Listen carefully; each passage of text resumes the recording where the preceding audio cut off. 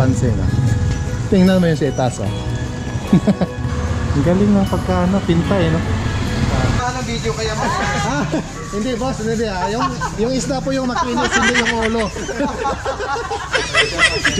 Joker naman na si bossing. Kinis ako na.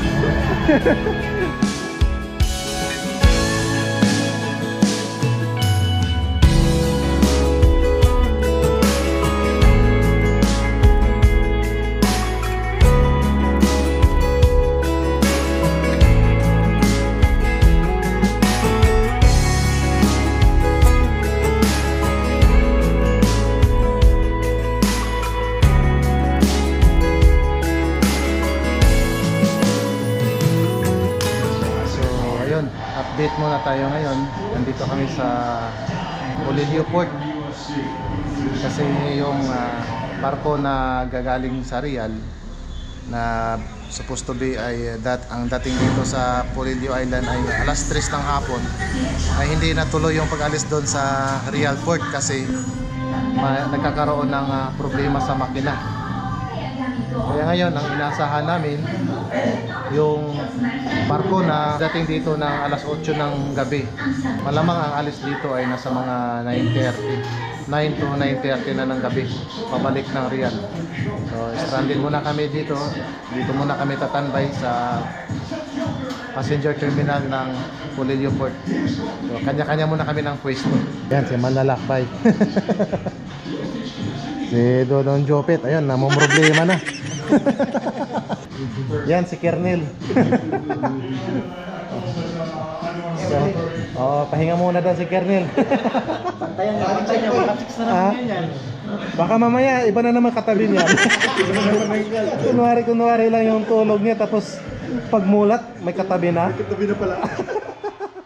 So yun, since yung barko namin darating pa dito ng alas 8 ng gabi, maglalakad-lakad muna kami ni Manlalakbay sa dito, paikot sa bayan ng Polillo, Quezon. So yan yung Port of Polillo. Tapos ito yung passenger terminal ng Polillo Port. Diyan kami tumatambay sa loob. Tapos yun doon sa unahan, ayan o, Mabuhay Polillo, Quezon. Diyan yung arko ng bayan ng Polillo. Sabi ko kanina, sa arko na yan, sabi ko Real. Real? Nasasanay sa Real. Baka magtampo sa atin si Polillo. Mapagkamalan pa nating Real. Sabi ko, ito na yung arko ng Real. Quezon. Pero sa tingin mo ano ang medyo maunlad na bayan, yung Polillo o yung Real? Real. At halos di magkakalayo eh. Halos di magkakalayo, no? Pero mas medyo lamang ang Real siguro kasi nasa mainland sila eh. Oo. Pero kung titingnan mo talaga, halos di magkakalayo. Pero yung Polillo kasi una-una yung pier nila, yung port nila, ano na? Yung port mas maganda. Maganda port, eh, no? Mas maganda ang port ng Polillo kaysa doon sa Real. Sa Real medyo magulo eh. Sa Real, Dito organized. dito organized. Oh. Maganda yung pagkakaset up. So, yun na naman ang naging obserbasyon namin. Sariling opinion namin yun. Hindi namin alam kung magkano yung income ng Polillo o saka income ng Real. Pero sa obserbasyon lang namin, medyo organized yung bayan ng Polillo.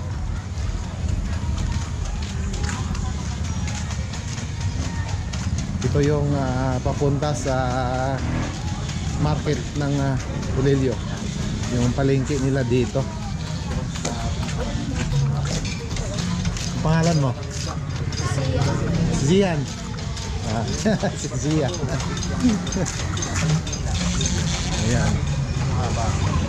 So dito may mga binibenta daw na mga malalaking isda dito. Tulad ng mga tuna, tsaka yung mga ginagawa kadalasan para maging kilawin. Ayan. Although hapon na ngayon wala masyado silang mga binibenta. Unlike sa umaga, marami daw mga isda dito. Ito anong isda ba yun? Dorado. Dorado? Ito yung mga tuna, no? Ayan. Kintab na kintab ko yung mukha, oh. Bluefin. Blue Marlin. Bluefin. Ito, yung tambakol. Ito maganda oh. Bluefin. Ate, pag mga ganito, magkano po ang kilo? 260 po. 260 lang. Oh, 260 lang. 260 Itong lang. dorado po. Ano po? Dorado. 220 po ang kilo. 220. Ayan dito dorado, 220 ang kilo. Bluefin tuna, 260. 260. Ito pong talaan, no? Tulingan po ay 200. 200 sa tulingan. Opo. Grabe, ang mura ng mga isda dito. Itong ganito po, magkano po ang kilo? 140 po niya. 140. 120. 140 itong ilambatan, ano po? Ito to, isa sa bato, Sakto lang mga kasi pulmol. yung mga ganyan yung halos yung Pinili natin kahapon. oo, yung inulam natin kagabi. Nabawan, no? Mura lang dito. 140 lang ang kilo. Itong salmon po na Tagalog, 240 po. 240 ang salmon. So naglalaro lang sa 200 to 250 lang. So, ayan yung presyo ng mga isla dito. Napakamura lang. Dito sa Ayan, kadalasan sa mga display nila isda dito, yung mga tuna. Ayan. Ang gaganda ng mga isda nila dito. No? Makinis na makinis yung mga mukha. ulo ko, makinis. Kaya ko yung ulo ko tinamaan ng video kaya makinis. Ah, hindi boss, hindi ah. Yung isda po yung makinis, hindi yung ulo. Joker naman na si Bossing. Kinis ako na lang. Buti na lang may sombrero ako. Sawa umaga daw, mas marami ang tinda nila dito kaysa hapon. Dito naman banda yung mga karne nila. Opo, may karneng manok. Pamilihang bayan ng Polillo. Saan kaya yung ano nila dito? Yung municipal hall? Munisipyo? Boss, saan yung munisipyo dito? Doon po sa Tabula po nito. Ah, lalabas. Diretso lang to? Diretso po ito sa kaliwa. Tapos kaliwa doon. Malayo po ng plaza. Ah, sa may plaza. Opo. Ah, Kinis po ng plaza. oh. Diyan lang, malapit. Sa kabila. Silipin natin. Stranded kami dito sa Polillo Port. Kaya nag-ikot-ikot na rin kami. Ano? Ang ganda ng ano na dito. Hindi ma-traffic, hindi magulo yung kalsada. Dapat pala ang ginagawa namin kahapon, bumili na kami dito ng mga malalaking isda. Oo, para bawalin doon sa beach. Oo. Kasi doon kasi sa yung mga tawag doon, mangingisda. Yung mga mangingisda kasi doon ang ginagawa ng panghuli yung pamingwit. So ang kadalasan na makukuha nila ay yung mga maliliit na isda, yung isda na yung may mga kaliskis, tawag diyan isda sa bato, di ba? Bato. Oo, yung mga isda sa bato. Yun ang kadalasan ng, although masarap talaga. Lalo-lalo na pag gawing tinola, sarap. Pero kung ang hahanapin nyo ay katulad dun sa mga yellowfin o bluefin o kaya yung tuna, dito sa palengke maraming makikita. Kilawin. Pangkilawin at saka pang ihaw. So ayan, subukan naming silipin yung munisipyo nila dito. Mabuhay, Polillo, Quezon.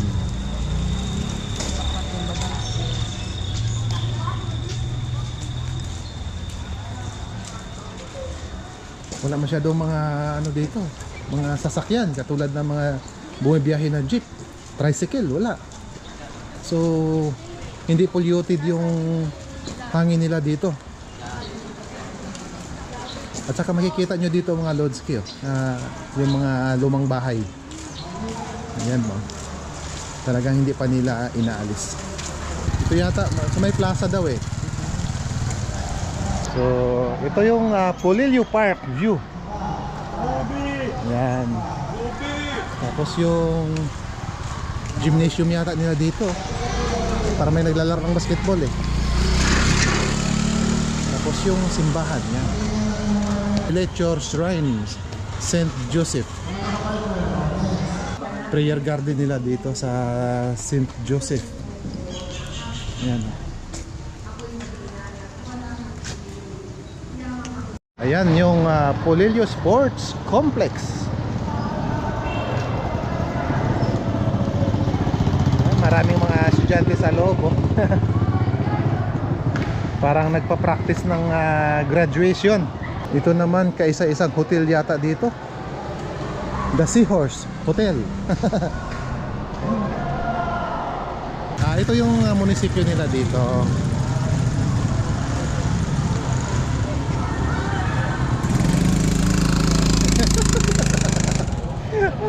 Ba't naman sumigaw si ate? Ayan. Ito yung pamahalaang bayan ng Lelio, Quezon. Yung munisipyo ng Polillo. Medyo maliit lang siya pero maganda. Tapos yung katabi ng munisipyo ay fire station. Yan yung fire station nila. Tapos yung katabi ay yung police station ng Polillo. Ayan. Nakita ko ditong school, Mount Carmel.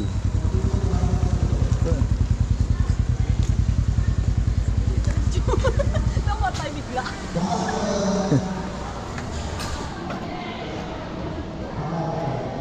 Di ko alam kung kailan yung fiesta nila. Arts 19. Kaya pala 2019. malapit na, next week. Next week na. Next week. Sayang, dapat nataon natin ang fiesta. Yan, hirap makibarko siguro. Siguro, pero pwede tayo makikain kay Mayor. Bagay, oh. Hindi tayo Mayor. Tapos sabihin ni Mayor, sino bang mga lalaking ito? Guluhin natin yung mga bahay. Oo, makifiesta lang pala dito. Sana picture. Wala pa rin tayo cellphone. Ayan o. Medical mission. Salamat po, Polillo, Quezon.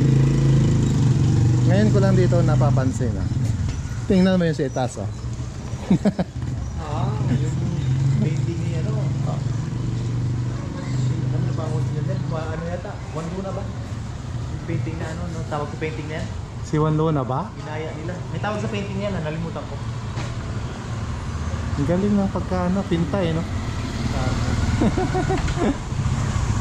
Dito yan sa ilalim ng Welcome Arch ng Polillo. Kung hindi mo talaga siya titingnan sa ilalim, hindi mo mapapansin kasi una mong makikita yung Mabuhay Polillo Quezon yung pala sa itaas meron, Painting, no? pero ginagawa siyang design yung parang overpass. Overpass, oh. Ayun may mga hagdan-hagdan Overpass talaga siya. yung design pero sarado. Sarado ba? Di ba Oo. sila bukas? Sarado yan. Sarado yung ito yung hagdan nila hinaharangan. Dati siguro pwede akitin. Pero ngayon sarado po. Hindi, naka-design talaga siya na parang overpass pero hindi siya pinapadaanan. Design lang na parang overpass. Oo nga. Pero kaya, pwede yan. Wag, bawal. Baka mapusas tayo dito. Ang galing naman ng pagka-design niya. Pero pwede sa kabila, walang ano sa kabila tandaan Ay sa kabila ba? Ayun o, sa kabila, walang harang. Ayun pala, kala ko dito yung akyatan. Sigurado ka, pwede dyan? Sige nga, akyatin natin. Ayan, dito tayo dadaan sa ilalim. Ayan. Ayan yung hagdan.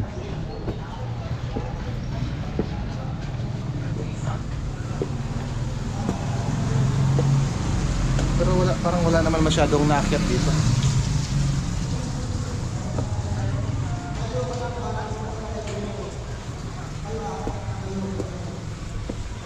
Matibay naman yata.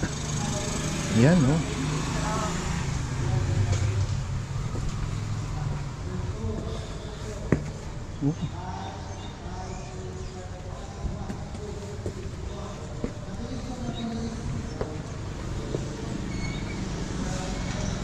Tapos siya, ano to, agila?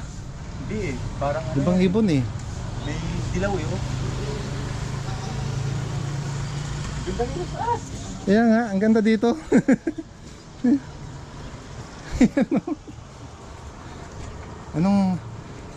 Anong hitsura? Parang Maya? No? Parang Maya. Maya, pero mataking ibon na tayo. Parang pitak na tayo. Ano ito? Ibon na yan. Ang galing eh. Ito yung pinaka main road ng bayan ng Polillo pag galing sa Port of Polillo.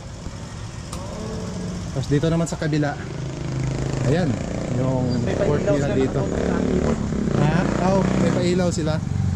Ayan yung Port of Polillo. Oh, di ba? Kung hindi kami nangungulit na umakyat dito, talaga makulit kami.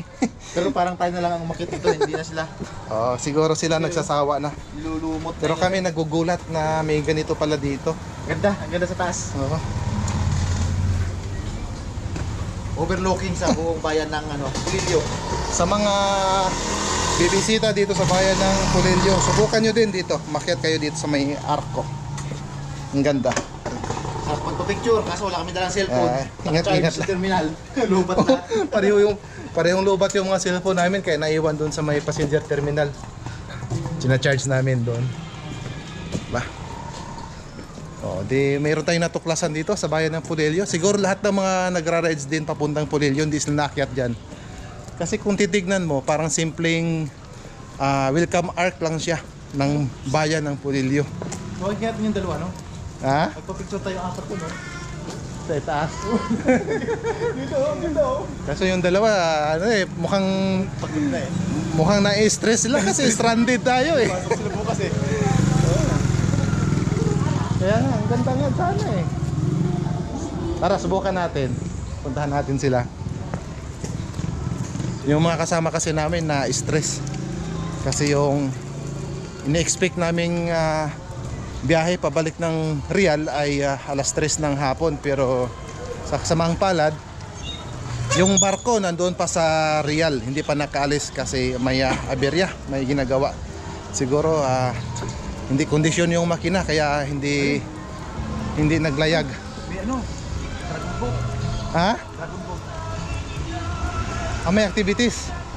May nagpa-practice daw dito ng Dragon Boat para doon sa fiesta nila dito next week.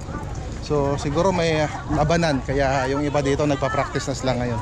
Andito tayo sa pier nila sa port ng Polillo.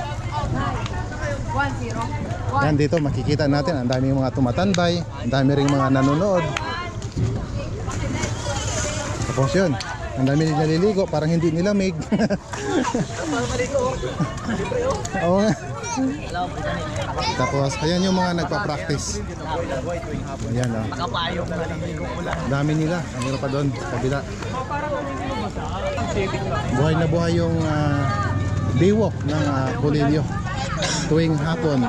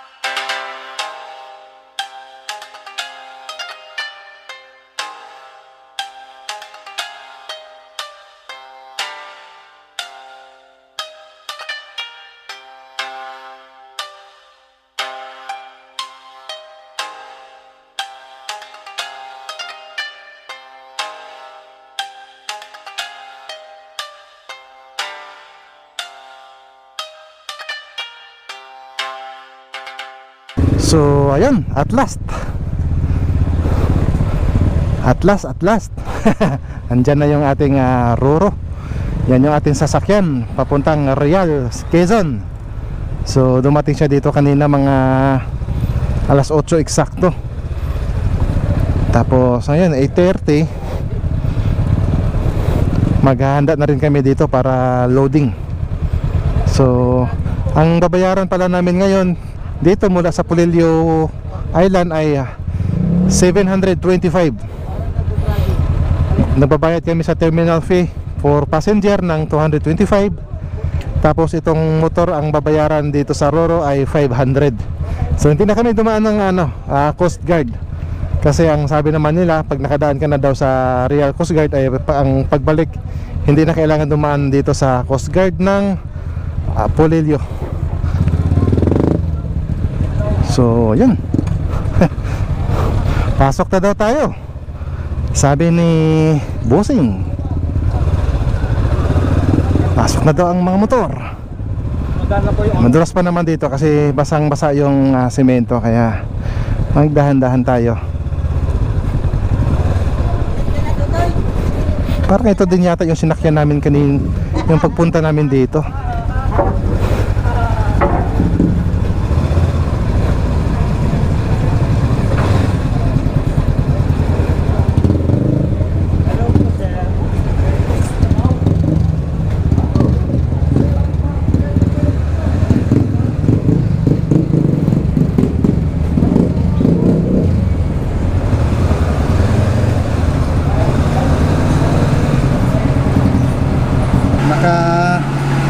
Parking na yung mga motor natin, kaya akyat tayo doon sa itaas at makapagpahinga na.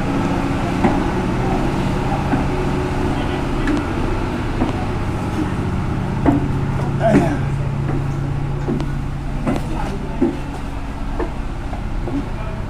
Ito din yung sinasakyan namin yung papunta dito.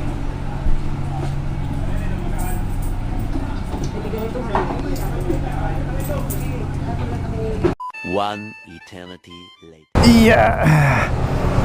So eksakto alas 12 midnight. Problema na dito, hindi aandar tong jeep.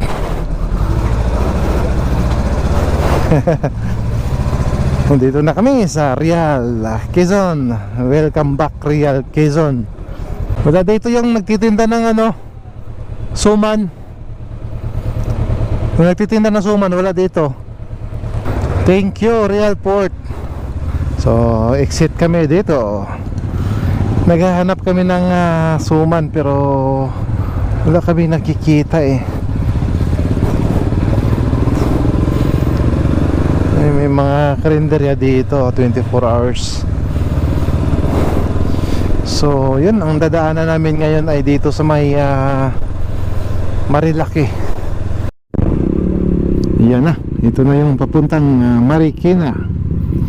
So yan yung papuntang Infanta, papuntang General Nakar. Tapos ito papuntang Marikina. Wala kaming makitang suman na gusto naming bilhin. Nang doon pa kami naghahanap ng suman sa Polillo. Hanggang dito sa Real, wala kaming makitang suman. Gabing-gabi na rin kasi. Malamang bukas na umaga pa yung magtitinda ng suman. Medyo pumapatak-patak na konti yung ulan. Kaya nagliligpit na namin yung ibang mga gamit namin, ibang mga gadgets. Pero pag sobrang lakas na talaga nito, pati yung GoPro natin ililigpit na natin. So di ba rin hindi na tayo masyado makakuha ng mga videos. At least yung GoPro natin ay safe. Pero pag mga ganito kaya pa naman siya, hindi pa naman masyadong delikado para doon sa GoPro natin. Pero yung mga ibang gadgets nila ay nakatago na. Hinto na lang tayo doon sa unahan kapag masyadong malakas na yung patak ng ulan.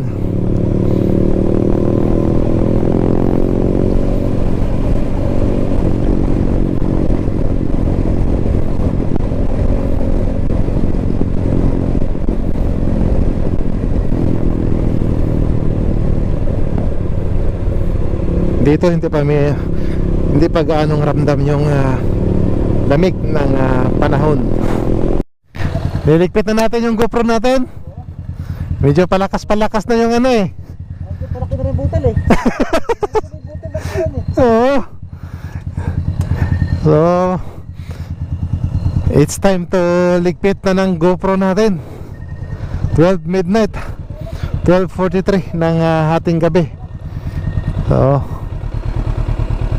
mag-ano na tayo para safe yung GoPro natin. So ayun, 1:30 ng madaling araw. Nandito tayo sa Windhills Marquez Cafe and Resto. So grabe ang lakas ng hangin dito. Tapos ang lamig.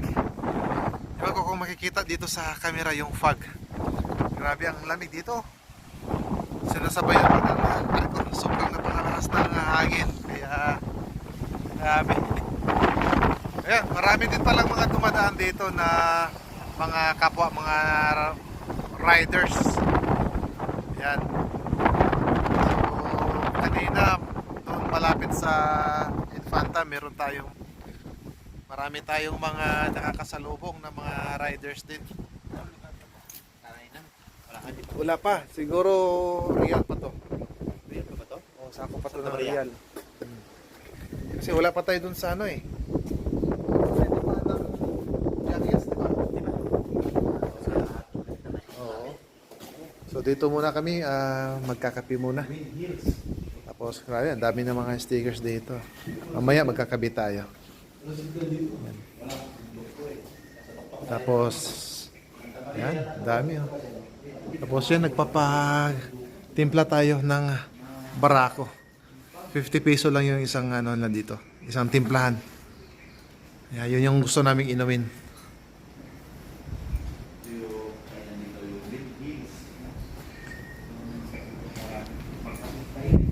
Siguro na sa mga ano na ngayon, below 15 degrees Celsius ang lamig, no?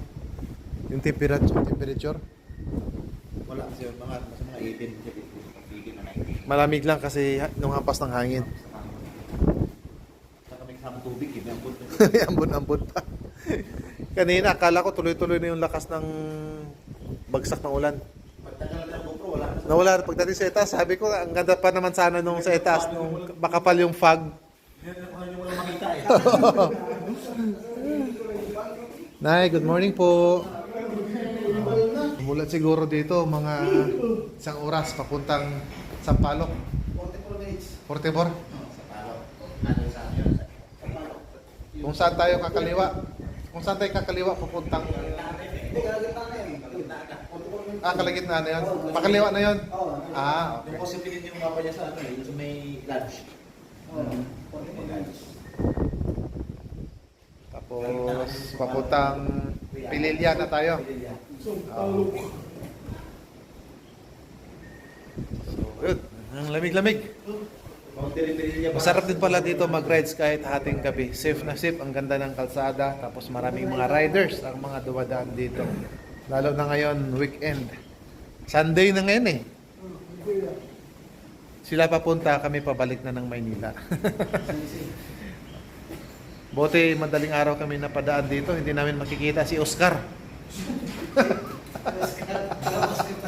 Superman. Oh, si Superman. Ang dami pa namang mga Oscar dito. Lalong-lalo na pag weekend. Dili na uso ang pakalsada doon. Pakanal na pa.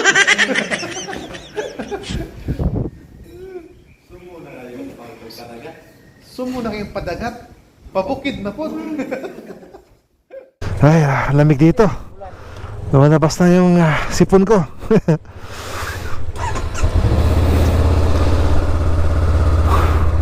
Grabe ang fog, oh. Kinabit ko na lang yung GoPro natin para baka wala nang masyadong ulan dito. Pababa na kami daw eh. Sabi nung may-ari dito, pababa na daw yung papuntang Tanay. Welcome Infanta Arc. Thank you Infanta. Daming mga tumatambay ng mga riders. Grabe.